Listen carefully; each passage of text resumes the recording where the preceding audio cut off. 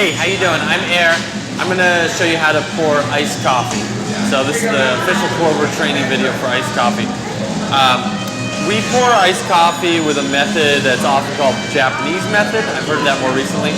When we started doing it, we were just trying to find a good way to make iced coffee. It tasted as delicious as our hot coffee. So you're going to start out with a filter. You can bend the bottom of it and it'll set into your Melita. This is called the Melita cone. And then I'm going to grind coffee. This will happen after a customer places an order. Our grinders are set to grind 25 grams exactly. Our iced coffee setting is a little different than our hot coffee setting. The grind size is smaller. So you'll notice that when it comes out. If you're unsure about the settings, you really shouldn't have to make any adjustments to the settings on the grinder. Your manager can take care of that. If you have questions, just ask them. So I've got the ground coffee, and I'm going to pour it into the cone just like that, tap it a few times. It's got an anti-static coating, so it should come out pretty nicely. So that's just the right amount of coffee. We just hit it through the grinder, so it's really fresh. Next, I'm going to put some ice in this cup. I'm going to fill it with ice to a halfway mark, okay?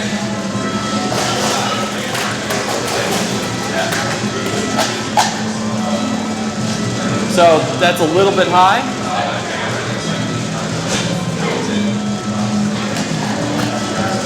That's perfect. So I've got ice up to the halfway mark. I'm going to place this under, and then my kettle, I'm going to make sure it has hot water. Now this water's steaming, but it's been here for a few minutes, so it's not boiling. We want water that's 205 degrees. So what I'm going to do is I'm going to take the water that's in here, I'm going to dump it out. That's important to do. That makes sure all of the water I have that I'm pouring on the coffee is the right temperature. If you have one of these bun units that has a temperature on it, you want it to be 205 degrees or higher. If it's lower than that, you want to figure out what's going on. You can also just use a thermometer if you have one of the hot water heaters at the trucks.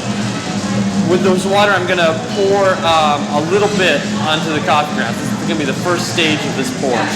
And it's similar to the hot coffee if you watch that one, where you want to get a bloom. So I'm going to pour about 2 to 4 tablespoons of hot water right onto the middle of these grounds.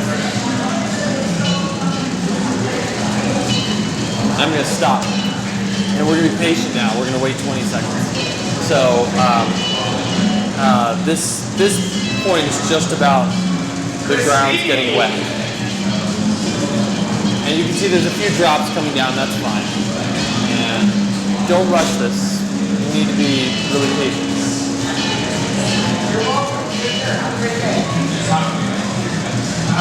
And I'll give it another few seconds.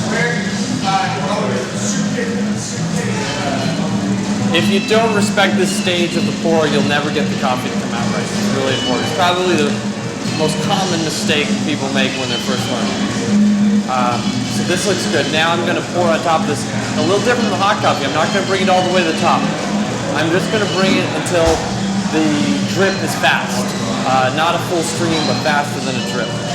And so I'm going to go ahead and I'm going to pour right into the middle. I'm going to pour slowly. And I'm watching the drip. It's getting a little faster and a little faster. I'm going to pour a little bit more. There it goes. So it's just short of a full stream. And you saw I shook the cup a little bit. That's because that hot water starts drilling through the ice. Just shake it around a little to make sure it's still hitting ice. You want it to ice because when the coffee cools slowly, it sets the flavors off. You get oxidation and other things happening.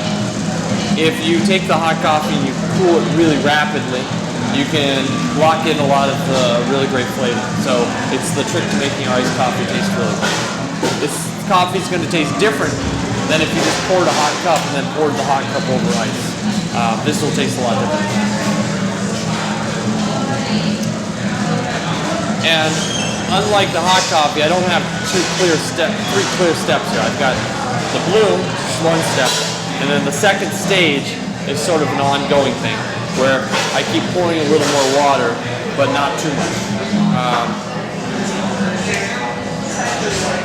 And I want to fill this up a little bit above the halfway mark. I want about half the volume of the cup to be filled with coffee concentrate. and this cup is conical, so halfway would be not half of the cup's volume. We want to be a little bit more than that.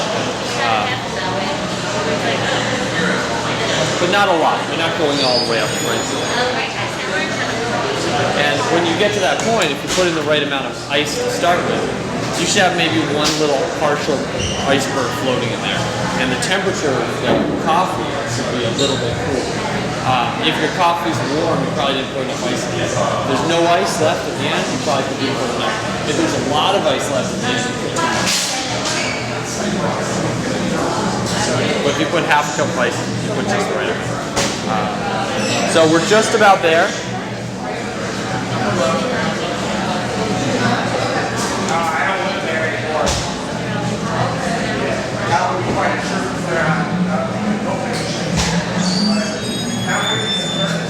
And now I'm going to get my dump bucket ready. I give this a little bit more.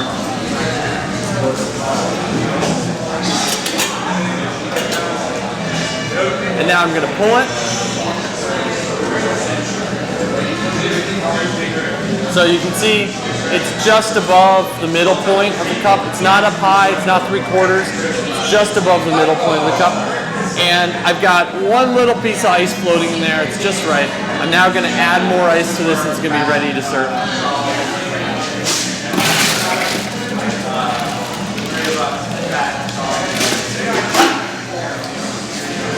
Lesbeth?